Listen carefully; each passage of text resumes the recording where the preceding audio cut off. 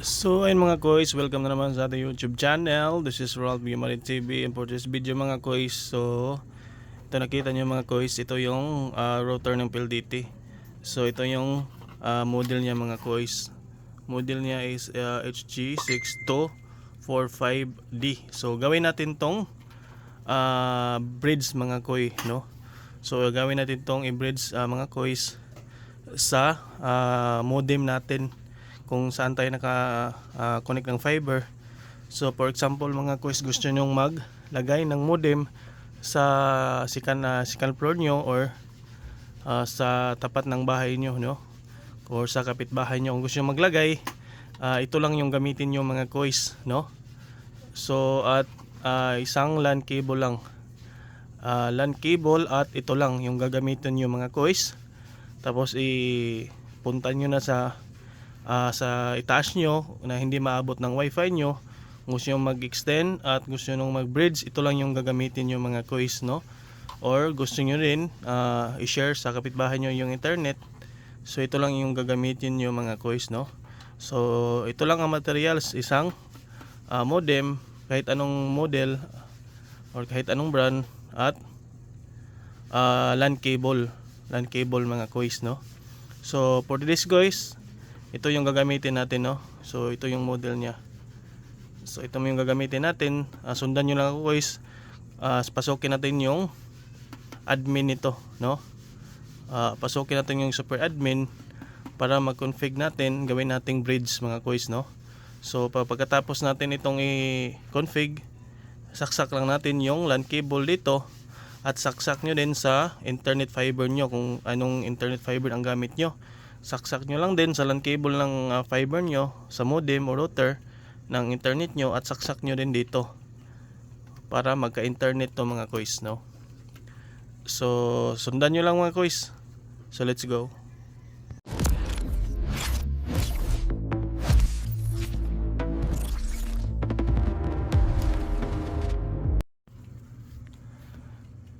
So ito na mga kuis, so punta na tayo sa ating computer mga kuis para i-config natin yung itong ating router ng PLDT para gawin nating bridge, no? So kung wala kayong computer mga kuis, pwedeng laptop or pwede din cellphone. Ang gagawin nyo lang mga kuis, kung naka-cellphone kayo, connect lang kayo sa wifi, at syempre pasukin nyo yung super admin. Same lang process lang mga kuis, no? So dito tayo sa computer natin, at syempre plug natin mga kuis ito, LAN cable, plug natin sa computer nyo sa likod. At syempre i-plug natin dito sa router natin mga kuis, no? So ito lang yung router natin mga kuis. So plug natin dito. So atin lang kunin yung power cord niya mga kuis para magka-kurente, para ma-open natin itong router natin mga kuis. So ito na mga kuis, lagyan natin ng power. So hirapan tayo mga kuis kasi wala tayong cameraman mga kuis.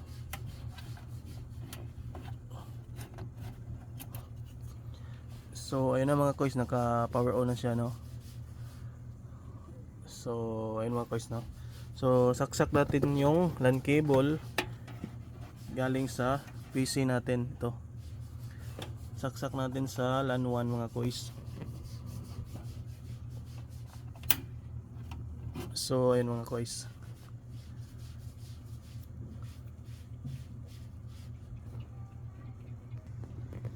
So ayun mga kuis, naka-plug na siya. So ito na, naka-open na.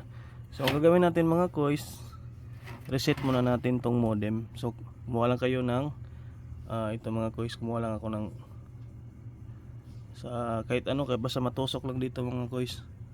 Ito, maliit na butas sa gilid, may nakasulat na reset. Diin lang natin mga kuis hanggang sa mag-reboot siya.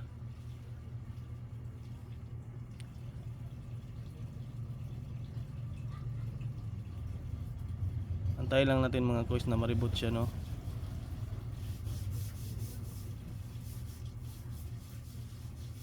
Yun. So nag-reboot na siya mga kuis, no? So na-reset na natin tong modem. So pagkatapos nitong ma-reset mga kuis, so punta na tayo sa ating computer. So ito yung computer natin mga kuis. Pasukin natin mga kois. Munta tayo dito mga kois sa Chrome mga kois. Click natin itong Chrome mga kois. Open natin para mapunta tayo mga kois sa admin ng ating router. So antayin muna natin na mag-restart tong ating modem mga kois. So ayun na mga kois.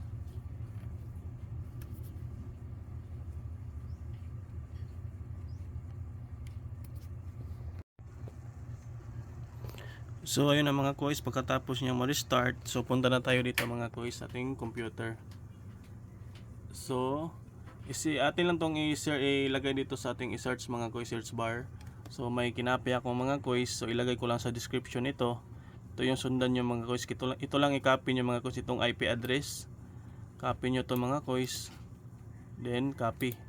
Lagay nyo dito sa URL mga kois. So paste lang natin mga kois ito. So enter natin mga kois. So pasok tayo sa kanyang super admin. So dito na tayo mga kois. So ang susunod natin na gagawin mga kois, so pasukin natin yung super admin.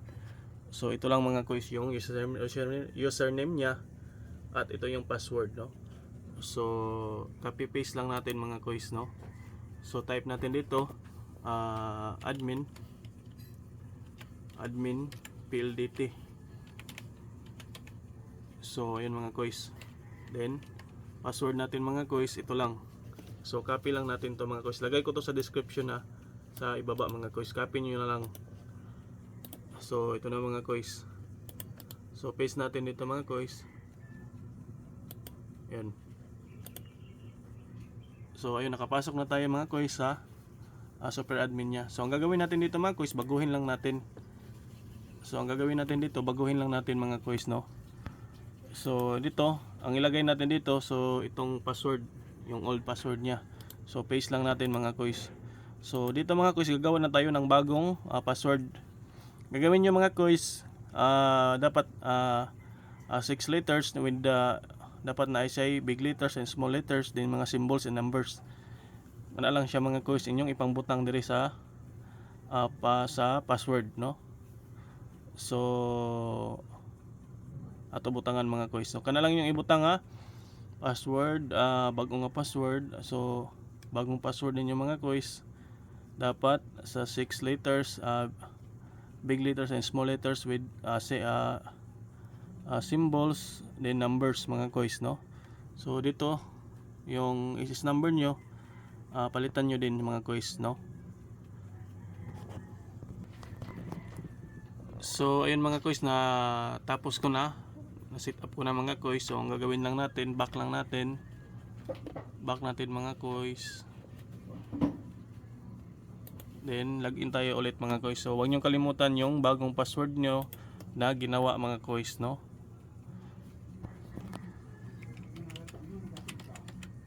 Admin.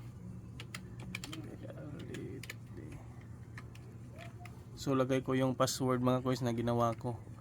So kailangan mga kois, palitan nyo yung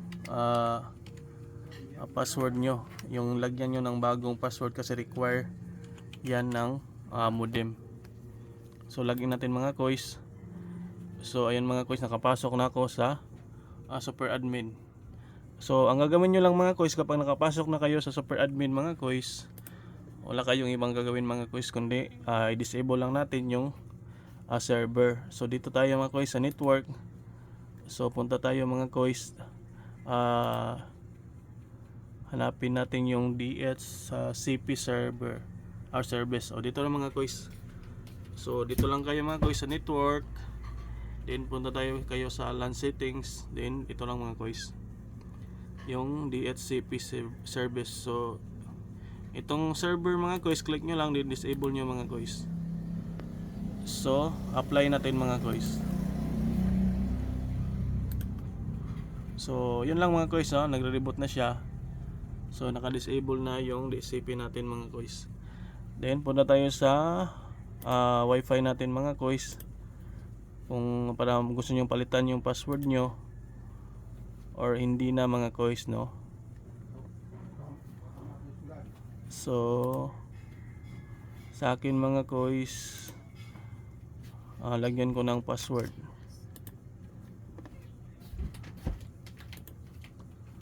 So antay lang kayo mga kois.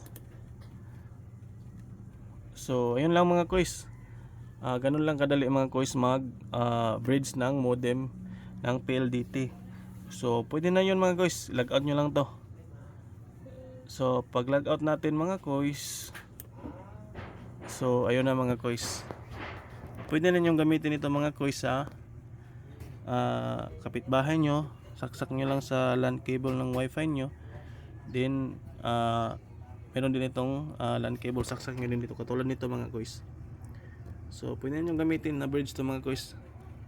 Pwede na kayong mag-connect ng cellphone nyo kahit nasa malayo. Yung mga kois, kahit nasa kapitbahay, lagay nyo to sa kapitbahay or sa second floor ng bahay nyo. Pwede na itong gawin yung bridge mga kois, no? So yun lang mga kois, sana nakatulong tong video. At syempre pag-subscribe na YouTube channel natin para mayroon kayo natutunan sa ating mga tutorials mga kois all about technologies and tricks mga kois, no? So see you tayo sa susunod na video. Maraming salamat sa iyong panonood mga kois. Pa-like and share na lang.